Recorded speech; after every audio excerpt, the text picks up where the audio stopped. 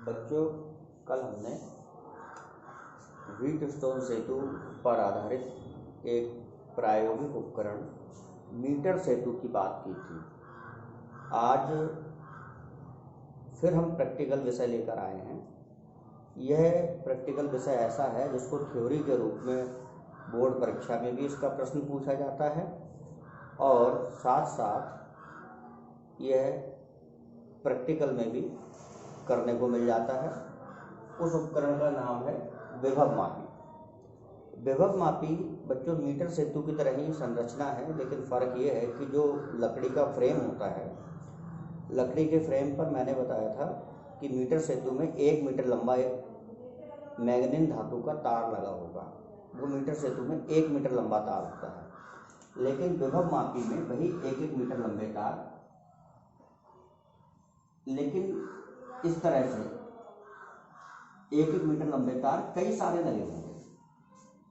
ये ऐसे करके 8 तार भी हो सकते हैं और किसी किसी विभव मापी में ये 10 तार भी होते हैं। बच्चों, अपने विद्यालय में जो विभव मापी रखी है प्रैक्टिकल के लिए, उसमें 10 मीटर लंबा तार है। ये विभव मापी में तार की लंबाई जितनी ज़्यादा होगी, विभव मापी उतना ही ज़्यादा शुभग्राही होता है। शुभग्राही का अर्थ क्या है? जैसे कल मैंने बताया था आपको कि आप जॉकी पेन वाला संरचना होती है, जिसको जब हम तार पर टच कराते हैं जॉकी को, तो तार पर टच कराने से धारा मापी की सुई में विक्षेप होता है और जैसे जैसे हम जॉकी को आगे या पीछे खिसकाएंगे, धारा मापी में विक्षेप होना चाहिए। तो होता क्या है, तार की लंबाई जितनी ज़्यादा होगी, ऐसा नहीं होगा जैसे मान लीजिए तार है, जॉकी को हम टच करा रहे हैं तो हम जॉकी को आगे बढ़ाते चले जाएं, लेकिन धारा मापी में विक्षेप ना हो, तो वो धारा मापी शुभग्राही तो वो विभव मापी शुभग्राही नहीं है। होना क्या चाहिए कि जैसे ही हम जॉकी को हिलाएं, तार पर जॉकी को जैसे ही थोड़ा सा आगे बढ़ाएं, विभव मापी में तुरंत विक्षेप धारा मापी में तुरंत विक्षेप होना चाहिए। तो जिस विभव मापी में जॉकी को थोड़ा सा भी विक्षेपित करने पर विक्षेप उत्पन्न हो रहा है, धारा मापी की सुई हिल रही है, तो इसका मतलब है कि वो विभव मापी अधिक शुभग्राही है। इस विभव मापी की सहायता से हम किसी भी तार के 2 बिंदुओं के बीच विभवांतर निकालना या 2 सेलों के विद्युत वाहक बलों में तुलना का कार्य कर सकते हैं। बच्चों, होता क्या है कि विभव मापी देखो इस सिद्धांत पर काम करती है कि मैंने आपको एक फॉर्मूला बताया था सेल के विद्युत वाहक बल और टर्मिनल विभवांतर में संबंध E = V+IR से। होता क्या है कि जब सेल खुले परिपथ में जुड़ा होगा, जब सेल खुले परिपथ में जुड़ा होगा, खुले परिपथ का मतलब है कि सेल कोई धारा नहीं दे रहा है, तो सेल धारा नहीं दे रहा है तो I = 0। और जब सेल खुले परिपथ में जुड़ा होगा तो I का मान 0 अगर इस सूत्र में लगा दोगे तो V + 0 × R, तो E = V हो जाएगा। इसका मतलब यह है कि जब सेल खुले परिपथ में जुड़ा होगा तो सेल कोई धारा नहीं देगा और उस स्थिति में, खुले परिपथ की स्थिति में, सेल का विद्युत वाहक बल और उसका टर्मिनल विभवांतर आपस में बराबर हो जाएंगे। तो इस बात पर देखो विभव मापी काम करती है।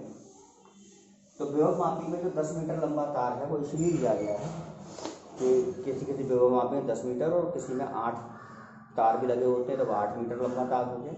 तो तार की लंबाई जितनी ज़्यादा रखोगे, विभव मापी उतना ज़्यादा शुभग्राही होगा। क्यों? क्योंकि जो 2 बिंदुओं के बीच विभवांतर होता है वो लंबाई के समानुपाती होता है। इस सिद्धांत पर विभव मापी देखो काम करती है। तो V समानुपाती चिन्ह हटा दो, तो कांस्टेंट के जहाँ जो K है ये कहलाती है विभव प्रवणता। इसको कहते हैं विभव मापी की विभव प्रवणता। ठीक है। और जब खुला परिपथ होता है तो खुले परिपथ में V = E, तो V की जगह E लगाओगे तो E = K। तो इस फार्मूले से हम किसी भी सेल का E बराबर KL सूत्र से किसी भी परिपथ का जो है विद्युत वाहक बल, किसी भी सेल का विद्युत वाहक बल निकाल सकते हैं, जिसमें K विभव प्रवणता है और L कहलाती है शून्य विक्षेप की लंबाई। तो देखो ये हम कैसे निकालते हैं बच्चों, इस सूत्र से कि हमने मान लो यहाँ विभव मापी को देखो एक परिपथ के रूप में हम दिखा रहे हैं, जिसमें हमने विभव मापी का 10 मीटर लंबा तार होगा, लेकिन ये 1 मीटर लंबा तार दिखाया है। ऐसा करके कई सारे तार के जोड़े लगे हुए होंगे। यहाँ हमने एक बैटरी ली है और बैटरी का पॉजिटिव टर्मिनल ए पे जोड़ोगे, बैटरी के पीछे नेगेटिव टर्मिनल से कुंजी और एक धारा नियंत्रक लगा देते हैं। धारा नियंत्रक का काम है कि हम जितनी धारा देना चाह रहे हैं उस धारा की मात्रा को हम अपनी इच्छा अनुसार धारा नियंत्रक से घटा या बढ़ा सकते हैं। अब जिस सेल का ये बैटरी लगी हुई है, इसका 20 वोल्ट की मान लो बैटरी है, इसका विद्युत वाहक बल भी है। जिस सेल का विद्युत वाहक बल हमें नापना है उस सेल को, जैसे मान लिया ये वो सेल है, ई विद्युत वाहक बल है, सेल का पॉजिटिव टर्मिनल और बैटरी का पॉजिटिव टर्मिनल एक बिंदु ए पर रखना है, ठीक है। और जो धारामापी है उसको सेल के नेगेटिव टर्मिनल से जोड़ते हैं, ये धारामापी, और धारामापी के नेगेटिव टर्मिनल से गैल्वानोमीटर जोड़ दिया धारामापी, और साथ में इससे जोड़ेंगे हमें जॉकी, वो एक पेन वाला। तो इस जॉकी को आप इस तार पर टच कराओगे, तो जैसे मान लो जॉकी यहाँ टच कराई, देखा होना क्या चाहिए, पहले स्टार्टिंग में देखोगे कि आपने परिपथ सही जोड़ा है नहीं जोड़ा है। तो इस जॉकी को पहले आप तार के एक सिरे पर टच कराओगे, पहले सिरे पे, तो देखोगे पहले सिरे पर टच कराने पर अगर धारामापी में विक्षेप दक्षिणावर्त है, तो फिर आप उसी धारामापी को बिल्कुल अंतिम सिरे पर ले जाओगे तार के लास्ट सिरे पर, और लास्ट सिरे पर ले जाने पर धारामापी में विक्षेप वामाव्रत आना चाहिए। तो ए सिरे पर रखने पर दक्षिणावर्त विक्षेप और बी सिरे पर जॉकी को रखने पर वामाव्रत विक्षेप आना चाहिए। बच्चों ये बात अभी उतनी अच्छी समझ में नहीं आएगी, लेकिन अभी थ्योरेटिकल रूप से आपको पढ़ने को मिलेगा। इसको जब हम कॉलेज में पहुंचेंगे तो मैं इसका प्रैक्टिकल करके आपको दिखाऊंगा, तो ये बात आपको और स्पष्ट होगी कि कैसे करके दक्षिणावर्त और वामाव्रत हमें विक्षेप धारामापी में देखने को मिलता है। तो अगर ए सिरे पर जॉकी को टच कराने पर दक्षिणावर्त विक्षेप आए और बी सिरे पर धारामापी को कि जॉकी टच कराने पर वामाव्रत विक्षेप आए, तो इसका मतलब ये कि आपने कनेक्शन सही लगाए हैं, ठीक है।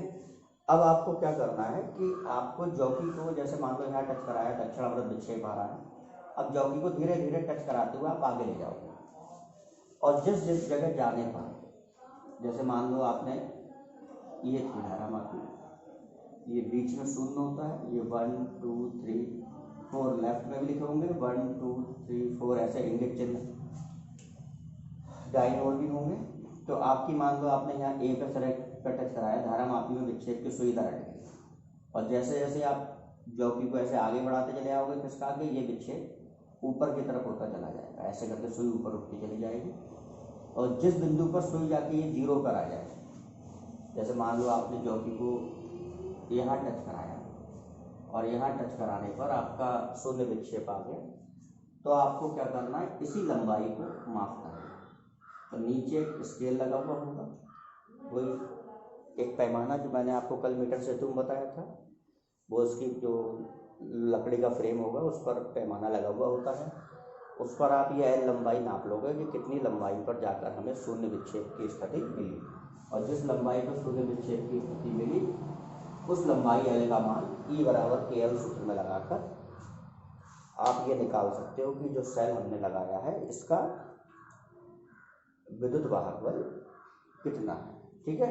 अब इसी ढंग से इसमें एक चीज और पूछी जाती है कि विभव मापी की सहायता से 2 सेल होंगे जिनके विद्युत वाहक बल E1 और E2 हैं, मान ले रहे हैं, और उनके विद्युत वाहक बलों का हमें अनुपात निकालना है या उनके विद्युत वाहक बलों में तुलना करनी है। तो देखो बस परिपथ में क्या चेंज करेंगे, परिपथ ऐसे रहेगा कि 2 सेल हमने लिए, जैसे ये एक का विद्युत वाहक बल E1 और एक का विद्युत वाहक बल E2, और दोनों के सेलों के पॉजिटिव टर्मिनल एक ऐसे तारों से और नेगेटिव टर्मिनलों को पहले एक कुंजी K1, इसकी कुंजी का नाम दे दे रहे हम K2 से जोड़ेंगे और इनकी कुंजियों से जोड़ दी जाएगी एक धारा मापी और धारा मापी से वही जॉब।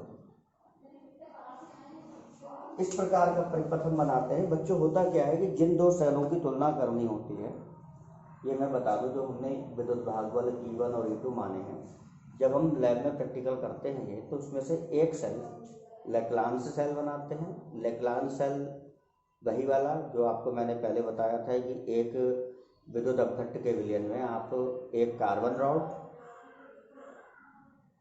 और एक जिंक रॉड रखोगे, जैसे ये कार्बन रॉड ये पॉजिटिव और ये जिंक रॉड नेगेटिव, ये जिंक की होगी और ये रॉड कार्बन की होगी। ये सेल आपका E1 है बच्चों, जो मैंने परिपथ के रूप में यहाँ दिखाया। ये लेक्लांस सेल है। और दूसरा सेल जिसका विद्युत वाहक बल हम E2 कह रहे हैं, ये आपका होता है डैनियल सेल। डैनियल सेल कैसे बनाते हैं इसके बारे में मैंने आपको बताया नहीं है, बता रहा हूँ।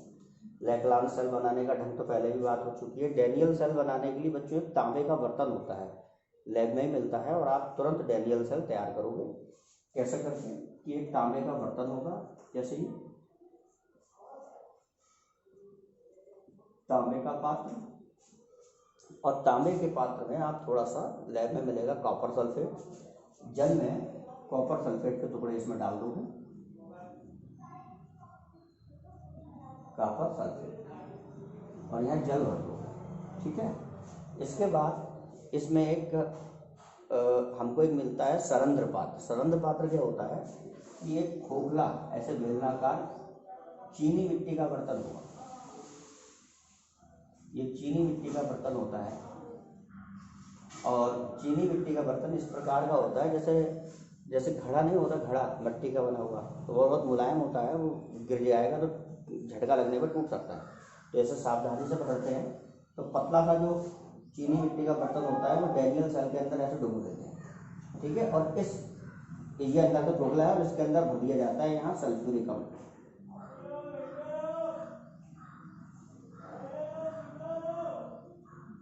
सल्फ्यूरिक अम्ल, ठीक। इसमें बर्तन में यहाँ एक छेद होगा और सल्फ्यूरिक अम्ल के अंदर आप डालोगे एक जिंक रॉड। ये जिंक की छड़ डालेंगे, एक तार बर्तन से कसकर निकालेंगे और एक जिंक की छड़। जो बर्तन होता है ये आपका एनोड का काम करता है और जिंक की छड़ आपकी कैथोड का काम करती है। तो बच्चों ये संरचना होती है डैनियल सेल की, जिसमें ये बर्तन होगा वो तांबे का होगा, जबकि लेक्लांस सेल में बर्तन कांच का या प्लास्टिक का होगा। तांबे के बर्तन के अंदर पहले कॉपर सल्फेट का ब्लेंड भरेंगे। कॉपर सल्फेट का ब्लेंड भरने के बाद उस बर्तन के अंदर एक हम सरंध्र पात्र रखेंगे। सरंध्र पात्र चीनी मिट्टी का बना हुआ होगा। उस पात्र के अंदर सल्फ्यूरिक अम्ल भरा होगा और उसमें जिंक की रॉड लटका देंगे जो कि कैथोड का काम करेगी। तो इस तरह से ये बनता है डैनियल सेल, जिसका विद्युत वाहक बल है E2। अब आप क्या करेंगे कि आपने जो यहाँ पर दो कीज लगाई है, आपको वही प्रैक्टिकल करना है। पहले जैसे मान लो हम K2 वाली जो की है या बटन है, ये स्विच की तरह काम करता है, तो K2 वाला स्विच हम ऑफ कर देंगे। तो K2 वाला स्विच ऑफ कर देने का मतलब है कि बच्चों ये डैनियल सेल जो है, डैनियल सेल, ये आपका धारा नहीं देगा, लेक्लांस सेल। जबकि K2 वाली की को हमने ऑफ कर दिया तो डैनियल सेल करंट नहीं दे रहा। ये ऑन रखेंगे तो हमारा लेक्लांस सेल करंट देगा, जिसका विद्युत वाहक बल E1 है। और ये देखेंगे कि ये E1 वाला सेल इसमें धारा देकर कितनी लंबाई पर हमारा शून्य विक्षेप बना रहा है। तो मान लो कि जब हमने E1 K2 ऑफ कर दिया, K1 ऑन है। जब K1 ऑन है और K2 ऑफ है, तब मान लो L1 लंबाई पर शून्य विक्षेप मिला। कोई लंबाई आपने देख ली कितनी लंबाई पर शून्य विक्षेप मिल रहा है जॉकी को टच करा के। तब आपका जो विद्युत वाहक बल है धारा देने का काम है लेग्रांज सेल का E1 का। तो आपका जो सूत्र था E बराबर KL से आप लेग्रांज सेल के लिए लिखोगे तो आप समीकरण लिखोगे E की जगह E1 क्योंकि विद्युत वाहक बल E1 है, K कांस्टेंट है, K को K लिखोगे और शून्य विक्षेप मिला L1 लंबाई पर, तो E1 बराबर KL1। ये समीकरण हो गई लेग्रांज सेल। ठीक है, अब आप इसी प्रैक्टिकल को रिपीट करोगे क्या, जो आपने अभी K2 ऑफ करी थी और K1 ऑन रखी थी, अब K1 को ऑफ कर देना, K1 स्विच को ऑफ कर दोगे और K2 को ऑन कर दोगे। तो जब K1 ऑफ कर दोगे तो धारा लेग्रांज सेल नहीं देगा, K2 ऑन करने पर धारा देगा डैनियल सेल बच्चों। और जब डैनियल सेल धारा देगा तो यहाँ E की जगह विद्युत वाहक बल काम करेगा E2, और E2 विद्युत वाहक बल काम करने पर कितनी लंबाई पर शून्य विक्षेप देगा उसे हम कह देंगे L2। तो डैनियल सेल के लिए यही समीकरण बन जाएगी E2 बराबर KL2। ठीक है, अब आप फॉर्मूला कैसे बनाओगे विद्युत वाहक बल में तुलना का, कि E1 और E2 जो समीकरण मिली इन्हें आपस में भाग कर दो। तो भाग करोगे तो E1 बटे E2 बराबर KL1 बटे KL2, K से K कैंसिल हो गया, तो फॉर्मूला बना E1 बटे E2 बराबर L1 बटे L2। और इस फॉर्मूले में आपने पहले L1 की लंबाई निकाली कि K1 वाला सेल धारा देने पर E1 विद्युत वाहक बल वाला कितनी लंबाई पर शून्य विक्षेप दे रहा है वो L1 का मान यहाँ लगाओ, और K2 ऑफ करने पर, K2 ऑन करने पर E2 वाला सेल कितनी धारा दे रहा है और कितनी लंबाई पर शून्य विक्षेप दे रहा है वो लंबाई L2 यहाँ पुट करोगे, और L1 और L2 को आपस में भाग करने पर हमें मिल जाएगा E1 और E2 का अनुपात। इस तरीके से हम प्रैक्टिकल में विभव मापी की सहायता से दो सेलों के विद्युत वाहक बलों में बच्चों तुलना कर सकते हैं कि दोनों सेलों के विद्युत वाहक बलों में जो है क्या अनुपात है, ये निकाल सकते हैं बच्चों। इसी से संबंधित एक क्वेश्चन आता है कि विभव मापी की सुग्राहिता हम कैसे बढ़ा सकते हैं। तो सुग्राहिता के लिए मैंने बताया था कि आप चौकी को टच कराएंगे तो हल्का सा भी हिलाने पर धारा मापी में विक्षेप होना चाहिए। अगर चौकी को हल्का सा भी तार पर टच कराने पर धारा मापी में विक्षेप हो रहा है तो इसका मतलब ये है कि आपका विभव मापी सुग्राही है, बहुत सेंसिटिव है, बहुत तेज़ी से काम कर रहा है। और इसके सुग्राहिता बढ़ाने का सीधा सा फॉर्मूला है कि जो वोल्टेज होता है वो लंबाई के विभवांतर जो होता है वो लंबाई के समानुपाती है। इसका मतलब है कि विभव मापी के तार की लंबाई जितनी ज़्यादा से ज़्यादा होगी विभव मापी उतना ही ज़्यादा सुग्राही होगा। तो इसीलिए कोशिश ये करते हैं जब विभव मापी बनाते हैं तो तार लंबे से लंबा लेते हैं। तो बच्चों विभव मापी का तार जितना लंबा होगा विभव मापी उतनी ही ज़्यादा सुग्राही होगी। तो विभव मापी का तार लंबा लेने के लिए ही हम विभव मापी में 1 मीटर का एक तार ना लगाकर जो मैग्नीन का तार लेते हैं वो कम से कम 8 या 10 मीटर लंबा तार रखते हैं। लेकिन 8 या 10 मीटर लंबी विभव मापी नहीं बनाते, बल्कि 1 मीटर लंबे तार के ऐसे करें, एक टुकड़ा फिर ये दूसरा, तीसरा, चौथा, पाँचवा, छठा, ऐसे करें 10 तारों के को हम एक के बाद एक करके लपेट देते हैं, जिससे तार की लंबाई बढ़ जाती है। और तार की लंबाई बढ़ने से विभव मापी की सुग्राहिता बढ़ जाती है, और सुग्राहिता बढ़ने से जो हम विभव मापी की सहायता से किसी सेल का विद्युत वाहक बल निकालें या दो सेलों के विद्युत वाहक बल में तुलना करें, तो ये जो हमारे आंसर आएंगे सेल का विद्युत वाहक बल निकालना या दो सेलों के विद्युत वाहक बलों में तुलना करना, ये हमारे जो है लगभग एक्यूरेट आंसर मिलेंगे। जो सही आंसर होंगे वो प्राप्त होंगे।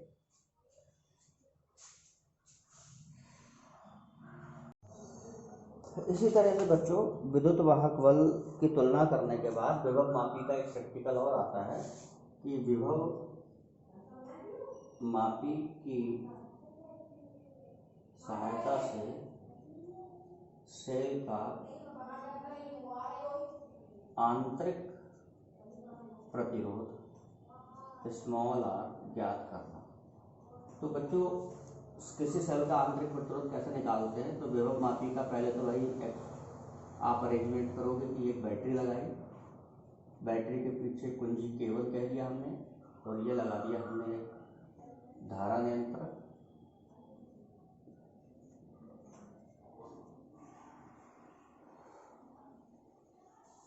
और ये विभव मापी का तार ए से बी तक। ठीक है, अब विभव मापी से देखो सेल का आंतरिक प्रतिरोध कैसे निकालते हैं कि जैसे हमने एक सेल लिया, इसका विद्युत वाहक बल E है और इसमें एक कुंजी लगा दी हमने K2।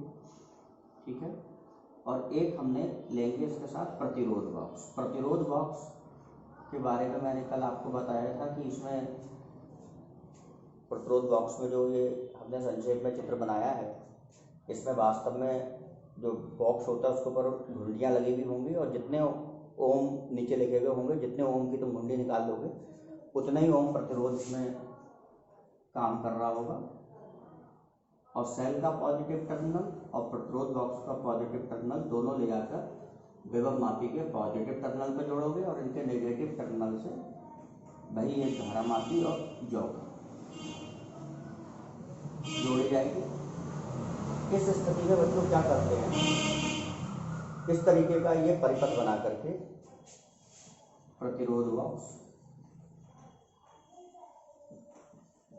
लोग कैसे करते हैं, इसके लिए हम फॉर्मूला बना लेते हैं पहले कि जैसे मान लो हमने K1 को खुला कर दिया, K1 कुंजी खोल दी, मतलब इसे खोल देने का मतलब इस स्विच को ऑफ कर दिया।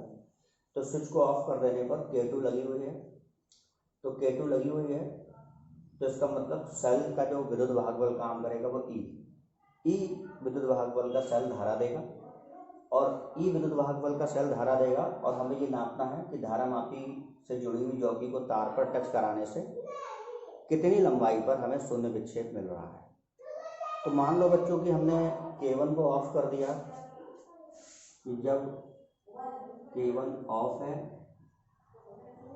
और K2 ऑन है तब हमें मान लो L1 लंबाई पर शून्य विक्षेप मिला, तो हमें सेल का विद्युत वाहक बल काम कर रहा है E। तो हमारा सूत्र E बराबर KL से, तो E की जगह तो E लिखना पड़ेगा क्योंकि विद्युत वाहक बल E काम कर रहा है। K विभव प्रवणता कांस्टेंट है और L1 लंबाई पर शून्य विक्षेप मिला, तो सूत्र हो जाएगा E बराबर KL1।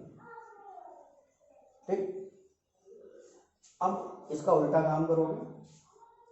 प्रतिरोध बॉक्स में ध्यान देना है बच्चों, जब प्रतिरोध बॉक्स लगाएंगे उसमें से किसी एक प्रतिरोध को हम निकाल के पहले रख लेंगे। जैसे मान लो हमने यहाँ से हमने 5 ओम का प्रतिरोध निकाल लिया, तो कैपिटल R का मान 5 ओम काम कर रहा है, मतलब 5 ओम पर जो प्रैक्टिकल हम कर रहे हैं। इस तरीके से आप ये कर सकते हो कि कितने भी ओम पर प्रैक्टिकल करके इसको आप रिपीट कर सकते हो प्रैक्टिकल को। अभी हम 5 ओम पर करके आंतरिक प्रतिरोध निकालें, फिर 10 ओम पर करके निकालें, इस तरह आप ये वैल्यू चेंज अपनी इच्छा अनुसार करके निकाल सकते हो, लेकिन आंतरिक प्रतिरोध का मान नहीं बदलना चाहिए। जो कैसे है, अब इसका उल्टा काम करेंगे कि जब K1 ऑन है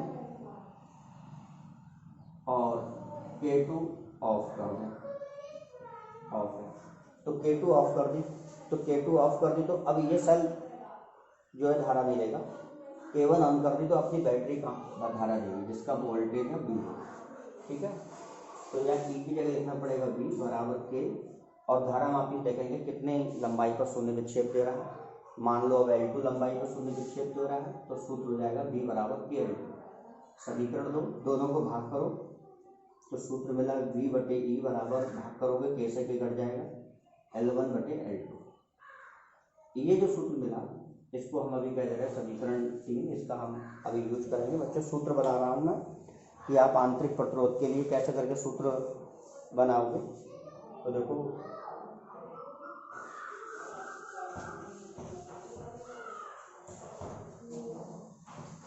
अब मैंने सूत्र लिया सेल का अपना वास्तविक फॉर्मूला E बराबर V प्लस आई आर से, जिसमें I बराबर ओम के नियम पे लगा सकते हैं V बटे R। तो E बराबर V प्लस आई की जगह V बटे R इंटू स्मॉल r, तो E बराबर V कॉमन ले ले रहे हैं तो 1 प्लस स्मॉल r बटे कैपिटल R, V बटे में कर लो तो E बटे V बराबर 1 प्लस स्मॉल r बटे कैपिटल R। और इसमें बच्चों E बटे V का समीकरण 3 से मान लगा दो।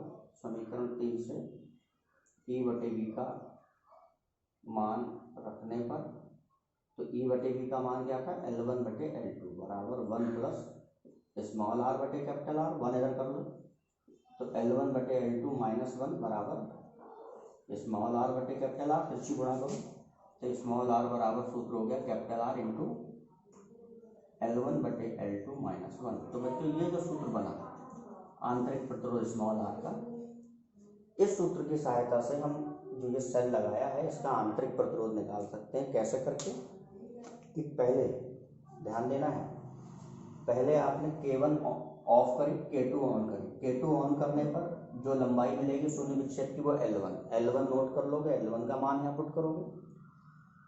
फिर इसका उल्टा काम, इसे ऑफ कर दोगे, K1 ऑन करोगे और K1 ऑन करने पर जो शून्य विक्षेप की लंबाई मिलेगी वो L2 का मान यहाँ लगाओगे। और कैपिटल आर का मान कितना, कैपिटल आर का वो मान जो प्रतिरोध बॉक्स से जितने ओम का प्रतिरोध आपने निकाल कर रखा है। जैसे मान लो 5 ओम प्रतिरोध पर प्रैक्टिकल करा तो आर का मान 5 ओम। और इस चीज़ को कैलकुलेट कर दोगे जो भी वैल्यूज हैं, तो कैलकुलेट करने के बाद हमें जो ये सेल लगाया है इसका आंतरिक प्रतिरोध मिल जाएगा। ठीक है, अब इस ढंग से आप प्रैक्टिकल 2 या 3 बार रिपीट करोगे। क्या, कैसे करके, जैसे मान लो अभी हमने कैपिटल आर के 5 ओम पर प्रैक्टिकल करा, अब आप 5 ओम की घुंडी लगा देना। अब ये प्रैक्टिकल करना 10 ओम पे, तो आर का मान 10 ओम हो जाएगा। L1 L2 के मान वैसे निकालने, एक बार ऑफ और ऑन करके वो वैल्यू पुट करोगे, फिर स्मॉल आर का मान निकालोगे। ठीक है, फिर प्रैक्टिकल रिपीट कर सकते हो। आर का मान, कैपिटल आर का मान 15 ओम लगा लो, 15 ओम लगाकर L1 L2 की यहाँ वैल्यूज निकाल के पुट करो, फिर कैपिटल आर का मान आ जाएगा। तो इस ढंग से बच्चों होगा क्या कि आप कैपिटल आर का मान प्रतिरोध बॉक्स से लेगा हुआ प्रतिरोध 5 ओम 10 ओम चाहे 15 ओम कितना भी लगाओ, लेकिन आपका रिजल्ट क्या आना चाहिए कि स्मॉल आर के जो हर बार मान निकालो वो शून्य विक्षेप की स्थितियाँ L1 L2 के मान इस प्रकार परिवर्तित होंगे कि हर बार स्मॉल आर का मान बराबर या लगभग बराबर आना चाहिए। तो जो मान स्मॉल आर का इस तरह निकल कर आएगा तीन बार कम से कम प्रैक्टिकल करने पर, वो कहलाएगा जो ये सेल हमने यूज करा है उसके आंतरिक प्रतिरोध का मान।